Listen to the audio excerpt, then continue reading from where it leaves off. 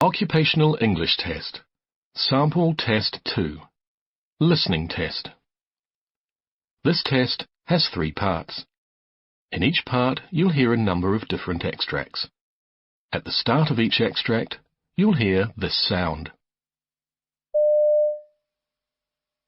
You'll have time to read the questions before you hear each extract, and you'll hear each extract once only.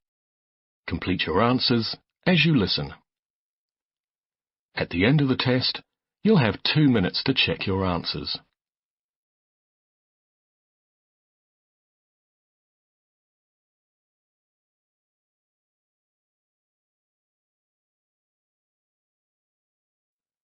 Part A. In this part of the test, you'll hear 2 different extracts. In each extract, a health professional is talking to a patient. For questions 1 to 24, complete the notes with information you hear. Now look at the notes for extract 1.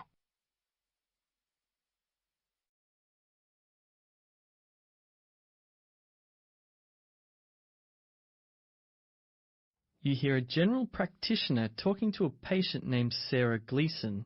For questions 1 to 12, complete the notes with a word or short phrase. You now have 30 seconds to look at your notes.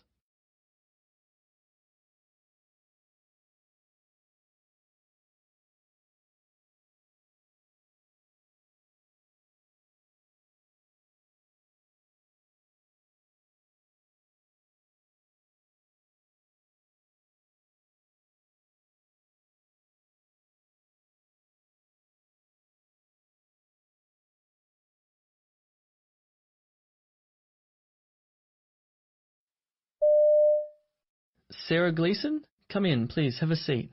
Hi, doctor. Thank you. So, what can I help you with today? Well, I'm a little worried because of a couple things, actually. I've been taking a combined oral contraceptive pill called Monofem to help me, well, for more regular periods. They've been a little crazy the last few months, so the last GP prescribed it for me. The first few weeks I thought I noticed something, like I just felt different somehow, a little off, but I thought it was just my body getting used to it.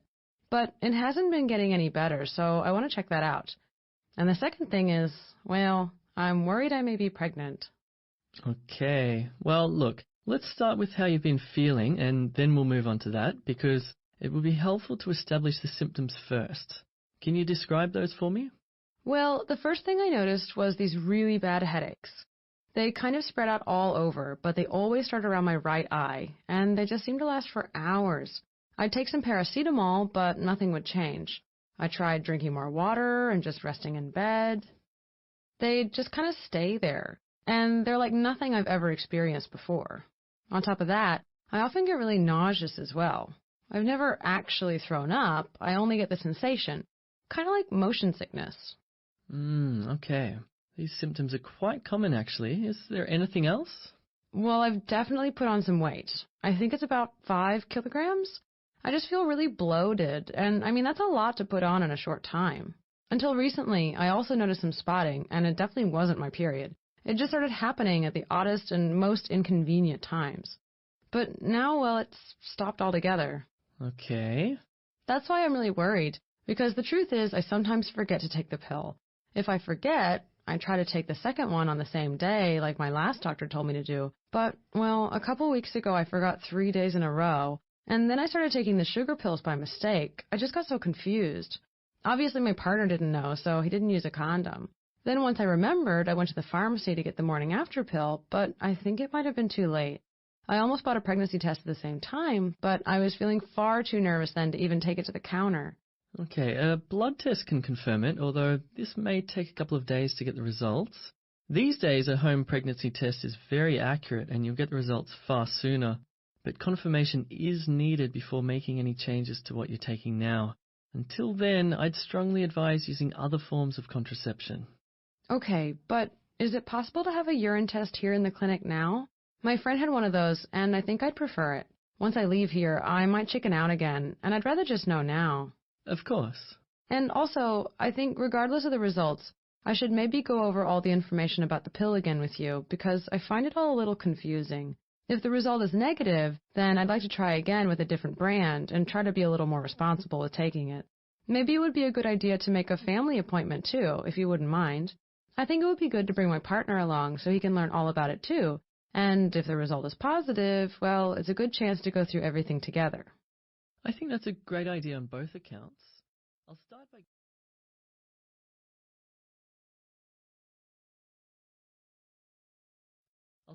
giving you... You hear a urologist talking to a patient named Mark Jenkins. For questions 13 to 24, complete the notes with a word or short phrase. You now have 30 seconds to look at your notes.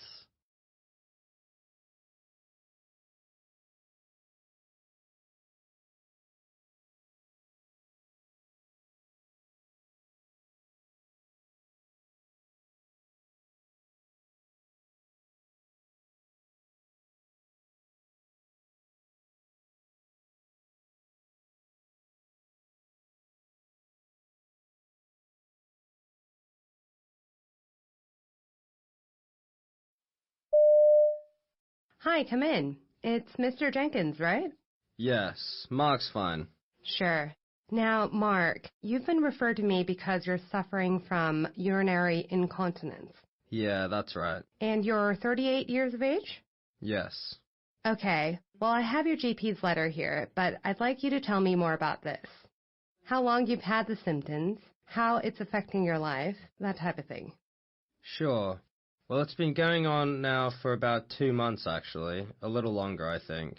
At first, I resisted going to see my doctor. I mean, I'm not that old yet and reasonably fit and healthy. And frankly, I was more than a little embarrassed. A guy my age doesn't usually expect to have the same issues as a man twice my age.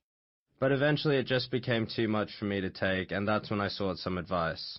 Sometimes I could feel it coming, but most of the time it was a sudden burst, so to speak. Okay. Was there a particular trigger? Basically what happened was I'd recently started a class of CrossFit training. I'm not sure if you're familiar with it, but it's all performed at a high intensity and crosses over various disciplines like weightlifting, rowing, gymnastic type movements, that sort of thing. Well, every time I went to class, I had this really heavy pressure on my bladder. Eventually, right in the middle of weight training, it became so strong that I had no control over it. It just leaked out while I was doing it. Later, I noticed that it had also come on if I had severe coughing fits. That's understandable. And your doctor did some tests? Yeah, so my GP's a great guy, and he was really professional about it. I had a prostate exam, the results of which are apparently fine, and it's a normal size and everything. He also got me to keep what he called a bladder diary for a full day and night, which was fine. I recorded how often I went to the toilet normally, and also the occasions that I didn't have control. I have all that here for you. Right. That's certainly helpful. Look, you're obviously very fit, but could you tell me some more about your health, especially any past conditions, operations, or if you've ever smoked, that kind of thing? Well, up until 5 years ago, I was quite heavy. I'm only 170 centimeters tall, and I used to weigh 135 kilograms, so that gives you some idea. I think my BMI was 46 or 47, so I was classified as obese. I haven't had any operations, but my GP at the time confirmed that I had pre-diabetes, which really scared me.